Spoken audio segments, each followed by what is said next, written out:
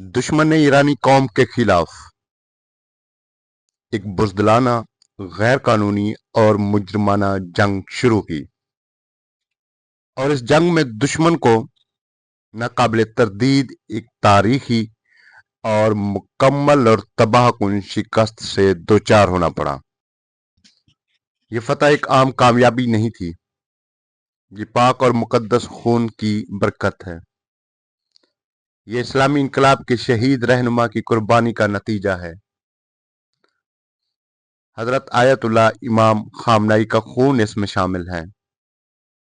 ये supreme leader की दानिशमंदाना हिकमत अमली का नतीजा है। हजरत आयतुल्लाह सैयद मुज्तबा खामनाई की क़ियादत ने अहम किरदार अदा किया। महाजों पर मुजाहिदीन ने बहादुरी दिखाई, उन्होंने मुसलसल जिद्दोजहद की।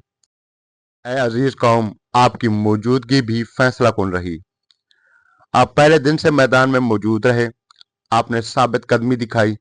इस वजह से ईरान ने बड़ी फतह हासिल की और अमेरिका को मजबूर किया कि वो ईरान का 10 नुकाती मंसूबा मान ले। मैं हूं आपका host Ali John.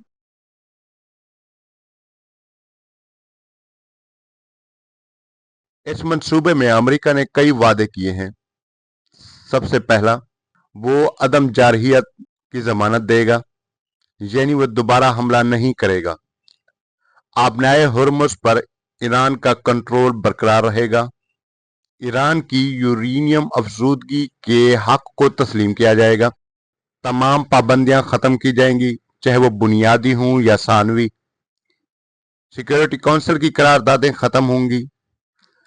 Board of governor की करारदादें भी खत्म होंगी। ईरान को उसके नुकसानात का मुआवजा दिया जाएगा। अमेरिकी अफवाज खित्ते से बाहर जाएंगे और जंग हार महार पर खत्म की जाएगी।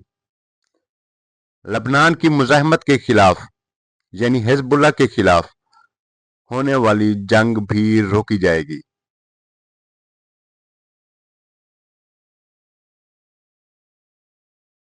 हम ईरान के तमाम अवाम को मुबारकबाद देते हैं।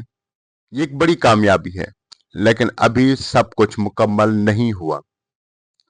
अभी तफसीलात तय होना बाकी हैं। उस वक्त तक सब्र जरूरी है। हुकाम को समझदारी दिखानी होगी, अवाम को मुतहद रहना होगा, इत्तेहाद और यकजहती बरकरार रखनी होगी।